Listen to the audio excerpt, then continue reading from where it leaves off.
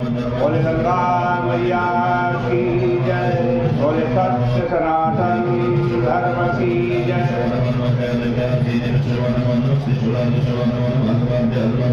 अखिल पावनी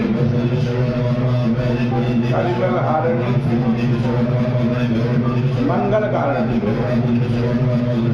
मोक्षदायिनी माँ गंगा मैया का ये पवित्रतम तीर्थ हर की पैड़ी ब्रह्मकुंड है।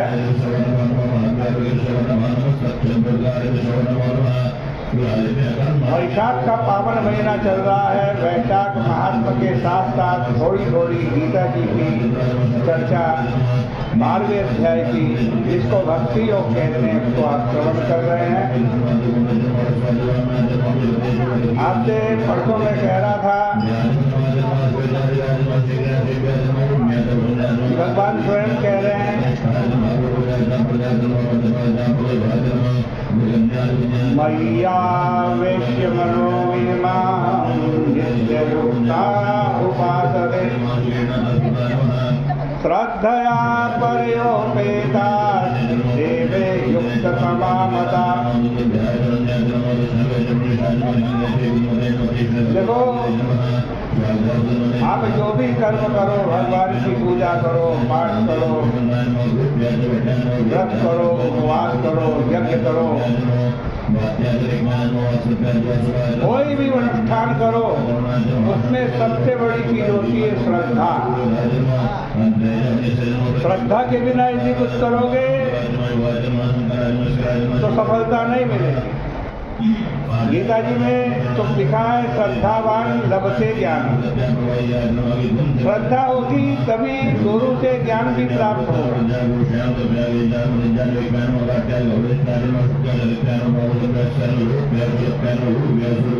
देखो, अब कहो कि अनेक स्थानों पे तो स्पष्ट अर्थवाद लगता है। यदि आप ऐसा सोचते हो तो श्रद्धा की कमी है, ये निष्ठा नहीं। मैंने एक संत से पूछा कि लिखा है, सरयू में स्नान करने से मुक्ति मिलती है, गंगा में स्नान करने से मोक्ष मिलता है।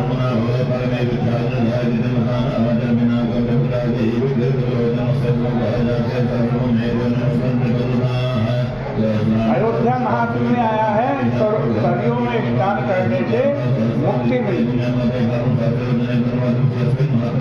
लेकिन वेद कहता है, श्रुति कहता है, ऋते ज्ञानान न मुक्ति, बिना ज्ञान के मुक्ति नहीं मिलती। ये क्या बात है?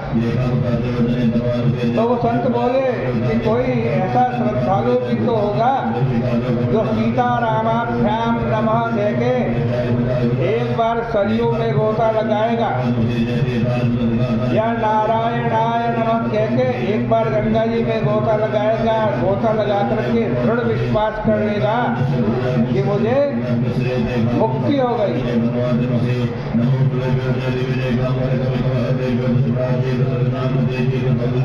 आपका दृढ़ विश्वास हो जाए तो मुक्ति मिल ही जाए।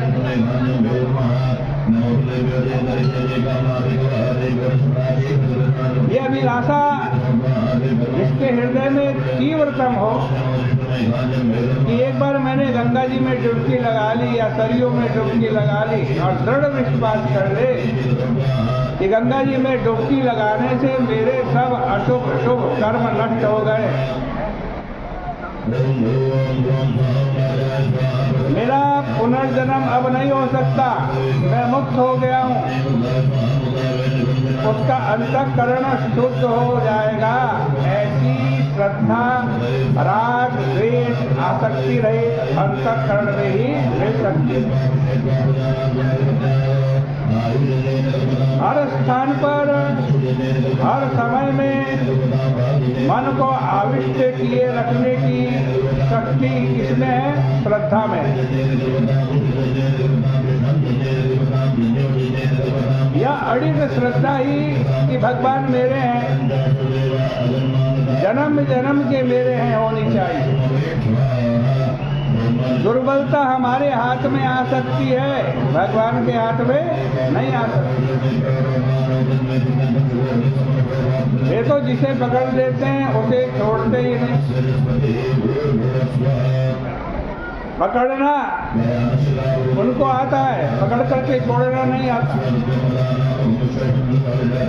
पूतना को उन्होंने पकड़ा, तृणावृत को पकड़ा, और जिसे पकड़ा और फिर उसको छोड़ा नहीं, अपने में मिला लिया। एक बार बादशाह अकबर ने बीरबल से कहा, बीरबल मैं ईश्वर से भी बड़ा। क्या कहा? बीरबल मैं ईश्वर से भी बड़ा। बीरबल बोले, जहाँ बना दुरुस्त फरमाते हैं, आप ईश्वर से जरूर बड़े। बादशाह का बीरबल तुम तो बहुत झूठे और खुशामदी जान पड़ते हो। बीरबल ने कहा ऐसा नहीं है, मैं ठीक कहता हूँ। बादशाह ने कहा वह कैसे? बीरबल बोला, जहाँ बना चाहे जिसे अपने राज्य से आप बाहर निकाल सकते, जिसको चाहे उसको बाहर निकाल सकते, लेकिन ईश्वर में ऐसी ताकत नहीं है। वो चाहे तो किसी को अपने राज्य के बाहर नहीं निकाल सकता। बादशाह चुप हो गया। वो समझ गया कि बीरबल ने बहाने, स्तुति के बहाने मेरा ओछापन मुझे समझा दिया। जैसे ईश्वर किसी को अपने राज्य से निकाल नहीं सकता, वैसे ही वह किसी का त्याग भी नहीं कर सकता, क्योंकि जो सर्वव्यापक है वह किसी का त्याग कैसे कर सकता? भगवान कहें ते में युक्ततमा मता। भगवान युक्ततम किसे कहते हैं? योगिनाम अपि सर्वेषां मद्गतेन्तरात्मना श्रद्धावान भजतेयो माम स में युक्ततमो मतः। गीता में यह अद्भुत बात है कि जो देखकर जानकर के भजन करे, जिसको पता चल जाए भगवान ये हैं, इतने उपकारी हैं, इतने दयालु हैं, इतने कृपालु हैं, ये जान जाए और फिर भगवान को भजन करे, वह युक्त। और जो बिना